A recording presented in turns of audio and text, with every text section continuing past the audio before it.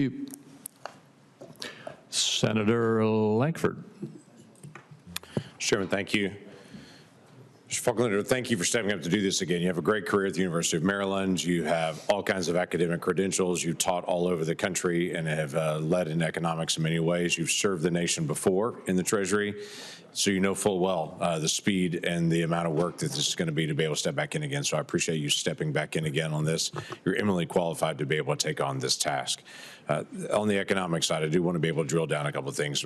President Trump, in his speech in the joint session on Tuesday night, talked about bonus depreciation, full expensing, and that he wants to be able to see that. That has in the past been a bipartisan tax issue, understanding full well what that means. That it doesn't change the amount of revenue coming into the Treasury. It changes the timing of the revenue coming into the Treasury, but it makes a tremendous impact on the economics of the nation on that.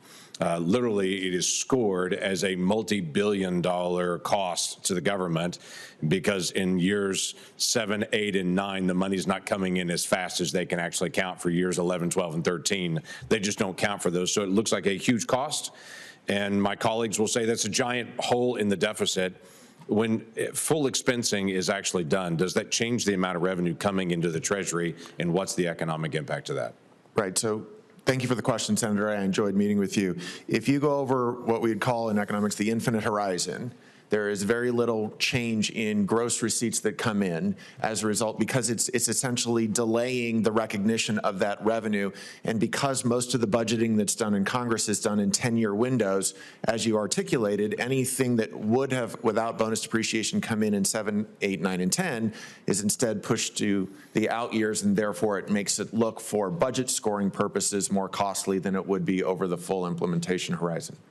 Appreciate that. During the Biden administration, we had great frustration around this dais, and it became bipartisan frustration with Secretary Yellen, who was trying to create a Pillar 2 tax structure for the world that would dramatically increase taxes on American companies and allow foreign entities to be able to take more American dollars, literally hurting our economy and benefiting theirs. We finally got to a point where we made clear to her, you cannot create tax policy.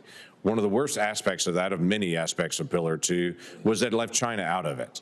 China got to be exempt from it. Now, this was a long series of things where, for instance, subsidies monies went for solar manufacturing to China to be able to compete against American companies. After it said that wasn't going to happen, it did happen. Multiple different aspects. You had mentioned already some of the pressure on Iran and trying to get maximum pressure on that. As in the Treasury Department, what is your plan with dealing with China and the economic competition there? Thank you, Senator. China is without question the greatest challenge that we face. I think one of the great successes of the first Trump administration was to reorient policy, not just for the United States, but among many of our partners, to reassess our reliance on China that had emerged. And so our objective would be to work with our partners to engage in policies here at home in order to onshore many of those activities. As we saw during the pandemic, there are certain critical industries where China has a near monopoly on providing various components that Americans are reliant upon. And those could be weaponized against us if we were to engage in any kind of challenges with the Chinese. And so using tax policy, using regulatory policy and tariff policy, it's the intention of the administration to see much of that activity return to the United States and reduce China's ability to blackmail the West. Okay, that's very helpful. It's interesting side by side in some of the conversation here. Under the Biden administration, they were facing court action because they were giving away student loan dollars. They were not allowing, or they're making sure that people didn't have to pay their rent and saying no one can foreclose on anyone, no matter how long they stay there and can't pay their rent. They're creating tax policies out of thin air and not actually coming to Congress to be able to do that. You're facing challenges today because you want to reduce regulations in the country.